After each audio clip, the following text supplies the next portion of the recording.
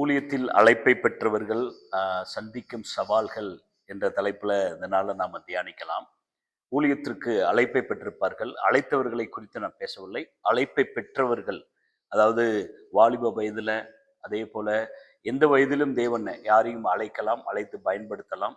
So அழைக்கும்போது என்னென்ன சவால்கள் முன்பாக வரும் என்பதை குறித்து முக்கியமான காரியங்களை நாம இந்த நாள்ல பார்க்கலாம். முதலாவதாக பயம். அதாவது ஒரு ஒரு விதமான ஒரு பயம். என்ன பயம் இருக்கும் அப்படின்னா, ஸோ ஃபெயிலியர் ஆயிருமோ? நான் எடுத்து வைக்கிற ஒரு ஸ்டெப்பு வந்து ஃபெயிலியர் ஆயிருமோ லைஃப்ல? அப்படின்ற ஒரு பயம் கூட இருக்கலாம். ஸோ அதோடு சேர்த்து போகிற இடத்துல, இந்த ஊழியத்துல பீப்புள் என்ன மாதிரி இருப்பார்கள்? பீப்புளை குறித்து ஒரு பயம் இருக்கும். சில நேரங்கள்ல அந்த பீப்புள் எப்படி இருப்பாங்க? அந்த பீப்புள் எப்படி ரியாக்ட் பண்ணுவாங்க? அந்த பீப்புள் வந்து என்னைய அக்செப்ட் பண்ணிக்கிருவாங்களா? இல்லாட்டி ரிஜெக்ட் பண்ணிருவாங்களா? ஸோ அந்த மாரியான ஒரு பீப்புளை குறித்தான ஒரு பயம் கட்டாயம் இருக்கும். அதற்கு பிறகு நாம் பார்க்கலாம், அ இடத்தை குறித்தான ஒரு பயம் இருக்கும். ஸோ போகிற இடம் வந்து டோட்டலா டிஃப்ரெண்ட்டான பிளேஸு, பீப்புள் டிஃப்ரெண்ட்டான பீப்புளு. ஃபார் எக்ஸாம்பிள் வந்து ஆண்டவர் வந்து அநேகரை அவர் பிறந்த ஊரிலேயே பயன்படுத்த மாட்டார். பார்க்கலாம். ஆனால் பயன்படுத்துகிற நபர்கள் எனக்கு தெரிந்தவர்கள் ஒரு சிலர் இருக்கிறார்கள். தேவன் அவர்கள் பிறந்த ஊரிலேயே அவர்களை பயன்படுத்தி கொண்டிருக்கிறதை. ஆனால் அநேகரை ஆண்டவர் வந்து மற்ற இடங்களுக்கு கொண்டு போவார். அப்ப மற்ற இடங்களுக்கு கொண்டு போகும்போது அந்த இடத்தை குறித்தான ஒரு பயம் இருக்கும். மக்களை குறித்தான ஒரு பயம், இடத்தை குறித்தான ஒரு பயம் இருக்கும். அந்த இடத்துல எப்படி சர்வே பண்ணுவேன் அப்படின்ற ஒரு பெரிய ஒரு தாட்டு, ஒரு பெரிய ஒரு கேள்வி மனதை துளைப்பதாக இருக்கும். அதை எப்படி நான் ஃபேஸ் பண்ணுவேன் அப்படி என்பது. ஏனென்றால் அங்கே போயிட்டோம் அப்படின்னா காலநிலைகள் எல்லாம் மாறும், இடங்கள் மாறும், போக்குவரத்துக்கள் மாறும், தங்குற இடங்கள் எப்படி இருக்குமோ என்ற ஒரு கேள்விக்குறி. ஏனென்றால் ஊழியத்திற்கு அழைக்கும் போது தேவன் யாரையுமே அழைத்த உடனே உயர்த்துவதில்லை. அதனால அது ஒரு பெரிய ஒரு சவாலாக இருக்கும். அதோடு சேர்த்து ஊழிய அழைப்பு வந்து பெற்று நான் போகும்போது அங்கு போய் எப்படி ஃபினான்சியலா நான் ஃபேஸ் பண்ண போகிறேன். ஸோ நிறைய பேர் அழைப்பை பெற்றவர்கள் தேவனுடைய ஊழியத்திற்கு வர முடியாததற்கு ஒரு முக்கிய காரணம் என்ன அப்படின்னா, என்னுடைய பெற்றோரை யார் கவனிப்பார்? அதோடு சேர்த்து நான் நல்ல ஒரு பொசிஷன்ல இருந்தேன், இல்லாட்டி வேலையில் இருந்தேன், அந்த வேலையை விட்டுட்டு நான் வந்துட்டேன்னா எனக்கு எப்படி வந்து நான் சர்வே பண்ணுவேன்? சில பேர் வந்து குடும்பத்தோடு இருப்பார்கள், பிள்ளைகளோடு இருப்பார்கள். ஸோ குடும்பத்தோடு நாம் மூவ் பண்ணும்போது எப்படி அப்படி என்ற ஒரு சவால் வந்து மனதை துளைப்பதாக இருக்கும் நிறைய பேருக்கு. நான் பார்க்க முடிகிறது, ஒவ்வொருத்தருக்கு ஒவ்வொரு விதமான காரியங்கள் அவங்களுடைய வாழ்க்கையில நடந்து கொண்டே இருக்கும். ஸோ அதனால ரொம்ப முக்கியம் என்ன அப்படின்னா, வேதத்திலிருந்து நான் பார்க்க முடியும், ஆபிரகாமை தேவன் அழைத்தார். அழைக்கும் போதே தெளிவாக பேசித்தான் அழைத்தார். நீ வந்து விட்டு விட்டு வா என்று சொன்னார். வந்த பிறகு உன்னை இப்படியெல்லாம் ஆசீர்வதிப்பேன் என்ற ஒரு பெரிய திட்டத்தை ஆபிரகாமோட வாழ்க்கையில ஆண்டவர் வைத்ததை நாம் பார்க்க முடிகிறது. அதே போல அந்த அழைப்பை மிஸ் பண்ணினவர்கள், அதாவது தேவன் ஒரு பொறுப்பை கொடுத்து இந்த இடத்திற்கு போ, ஊழியம் பண்ண போ அப்படின்ட்டு சொல்லி போகாத நபர்கள் அப்படி என்று நான் பார்த்தோம் என்றால், வேதத்துல ஒரு சில நபர்கள் உண்டு. அதுல முக்கியமான ஒரு நபரை நான் பார்க்கலாம். யோனாவோட வாழ்க்கை.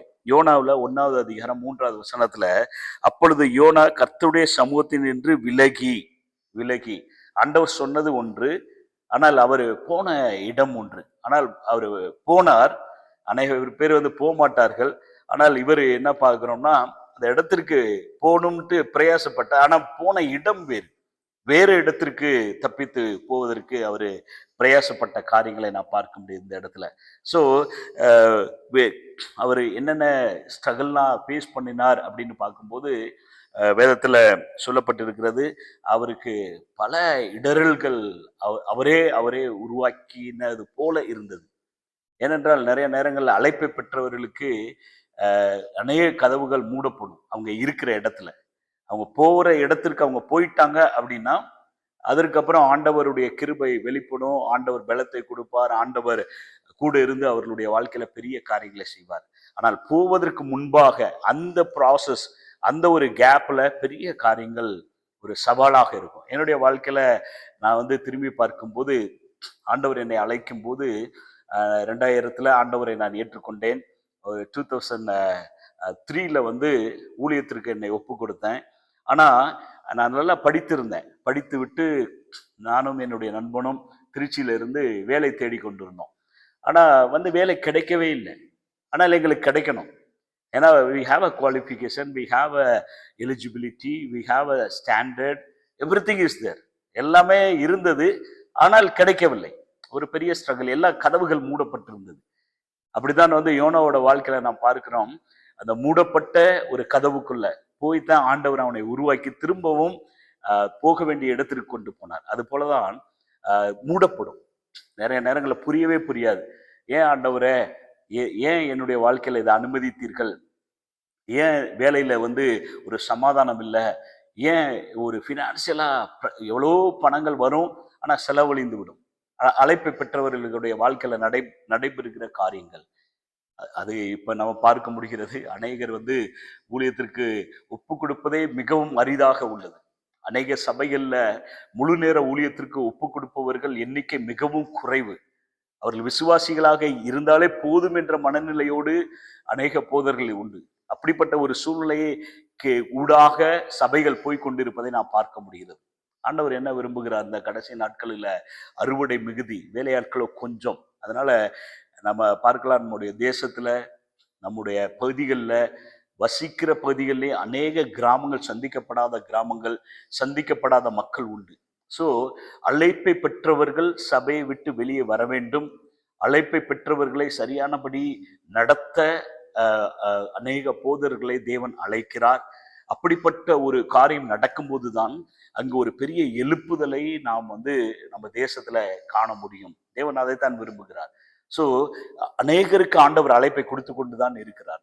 இன்னமும் நம்முடைய தேவன் வந்து அழைப்பை கொடுக்கவில்லை என்று இல்லை, அநேகருக்குள்ள கொடுத்து கொண்டே இருக்கிறார். அநேக வாலிபர்களுக்குள்ள ஆண்டவர் பேசி கொண்டுதான் இருக்கிறார்.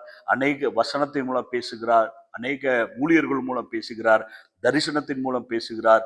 ஆண்டவர் வந்து அவருடைய வேலையை செய்து கொண்டுதான் இருக்கிறார். ஆனால் இங்க பெரிய பிரச்சனை என்ன அப்படின்னா, அவர்கள் பேஸ் பண்ற அந்த சவால்கள், அந்த ஒரு குறுகிய காலம் என்று சொல்வார்கள், அந்த காலத்துல நடைபெறுகிற காரியங்கள், பயம், ஃபெயிலியர் வந்துருமோ, இல்லாவிட்டால் அந்த மக்கள், நான் போகிற மக்கள், அந்த மக்களை நான் எப்படி ஃபேஸ் பண்ணுவேன், அவங்க என்னை அக்செப்ட் பண்ணுவாங்களா, ரிஜெக்ட் பண்ணுவாங்களா, இல்லாவிட்டால் நான் போகிற இடம் எனக்கு சரியானபடி அமையுமா என்ற பல பிரச்சனைகள் மனதில் ஓடிக்கொண்டே இருக்கலாம். ஸோ அதனால யோனா வந்து நம்மளுக்கு ஒரு கிரேட் எக்ஸாம்பிள் நம்ம சொல்ல முடியும்.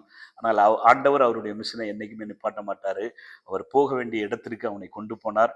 ஏனென்றால் காட் சூஸிங், அவன் மூலம்தான் பண்ண முடியும். அவன் வந்து ஹீஸ் எலிஜிபிள்.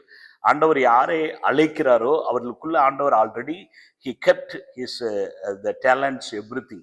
அவர்கள் மூலம்தான் அந்த இடத்தை அசைவுக்குள்ள கொண்டு வர வேண்டும் என்று தேவன் ஒரு பெரிய திட்டத்தை வைத்திருக்கிறார். ஸோ அதுபோல இதை கேட்டுக்கொண்டு இருக்கிற நீங்கள் அழைப்பை பெற்றவர்களாக இருந்தால் ஆண்டவர்கிட்ட கேளுங்க, ஆண்டவரே I am ready to go lord அப்படின்ட்டு நீங்கள் ஆண்டவர்கிட்ட கேட்டு பாருங்க. கட்டாயம் தேவன் உங்களை வழி நடத்துவார். நீங்கள் போக வேண்டிய இடத்திற்கு போய் தேவனுடைய ராஜ்யத்தில் பெரிய பங்காளிகளாக, தேவனுடைய ராஜ்யத்தில் பெரிய காரியங்களை செய்கிறவர்களாக ஆண்டவர் உங்களை மாற்ற முடியும். கர்த்தர் உங்களை ஆசீர்வதிப்பாராக. தேங்க்யூ. God bless you.